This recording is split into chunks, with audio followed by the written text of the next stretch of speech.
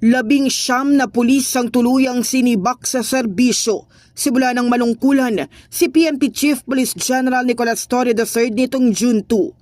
Ayon sa Internal Affairs Service ng PNP, 797 police officers ang subject ng kabuang 208 administrative cases. Mula po nang umupo si Chief PNP Police Brigadier General Nicolas Torre III, nagtala po ang Internal Affairs Service ng 208 administrative cases.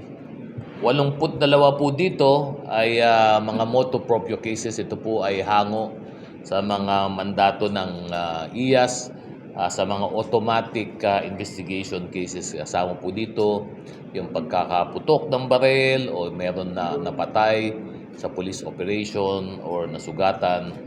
At doon naman po sa 208, 126 po doon ay tinatawag natin non-motu proprio cases.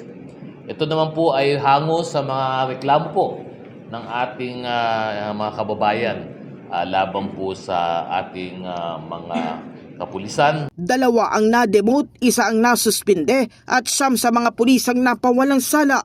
Pinakamataas sa mga tinanggal sa serbisyo ang may ranggong Police Lieutenant Colonel, habang ang iba pa ay Police Major at mga non-commissioned officer mula patrolman hanggang Police Executive Master Sergeant.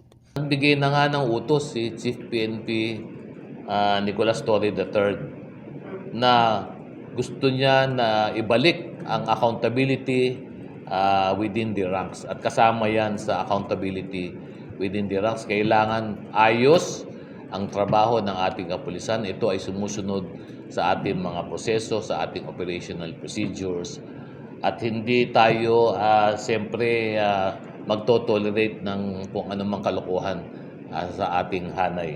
Mahigpit ang paninindigan ng IAS sa pagpapanagot sa mga tiwaling pulis, tanda ng seryosong kampanya para sa internal cleansing sa hanay ng kapulisan.